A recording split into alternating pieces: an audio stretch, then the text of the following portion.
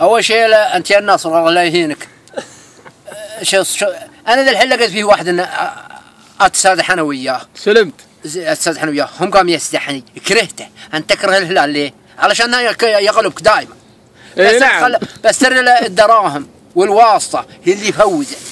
والله لا الواسطه والدراهم.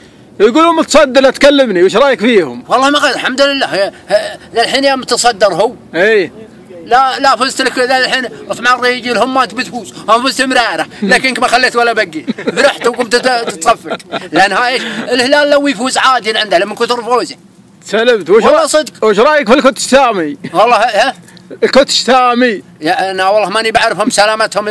المدرب سامي حق الهلال. والله هو نعم صدق، والله هو نعم بهم كلهم الهلال صدق. وبعدين انتم يا الربعان النصر كلكم عبيد سود والله صدق، مجمع من جدات ومن ادري ويش ومن الرياض.